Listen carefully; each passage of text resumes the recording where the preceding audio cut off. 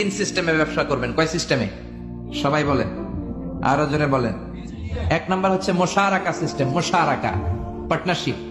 আমি আপনি শেয়ার, তিন চারজন মিলে শেয়ার, আমার টাকা আপনার টাকা, আর দুজনে মিলে ব্যবসা করব। আমার যদি ধরেন 4 লক্ষ টাকা হয়, আপনার যদি 6 লক্ষ টাকা হয়, তাহলে যেই লাভ হবে তার 60% নেবেন আপনি, 40% নেব আমি। লসও যদি হয় 60% আপনার উপর, 40% আমার উপর। এই ব্যবসাকে বৈধ করেছে কে?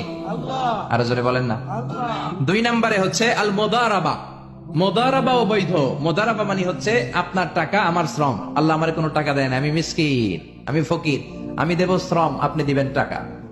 কত পার্সেন্ট লাভ হলে কে কতটা নিব এটা আমরা ভাগ করে নিব, কিন্তু লস হলে আমার কোনো লস নাই, কারণ আমার শ্রম আপনার টাকা, আমি যে খাটছি এটাই তো আমার লস, ঠিক কিনা? কথা বলেন। আর টাকা যেহেতু আপনার, পুরো লস নেবেন আপনি। এই সিস্টেমও ব্যবসা যায়। তিন নাম্বার হচ্ছে আল মুরাবাহা। বুঝার চেষ্টা করেন, আমার ঘরে ফ্রিজ নাই, ফ্রিজের দাম 1 লক্ষ টাকা। কয় লাখ টাকা?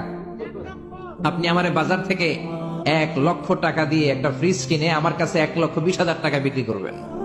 এটা আমি কিস্তিতে দিব আপনারে, 6 মাসের কিস্তিতে দিব। আপনার লাভ হচ্ছে আপনি 1 লক্ষ টাকা দিয়ে কিনে 1,20,000 বিক্রি করছেন, 20,000 লাভ।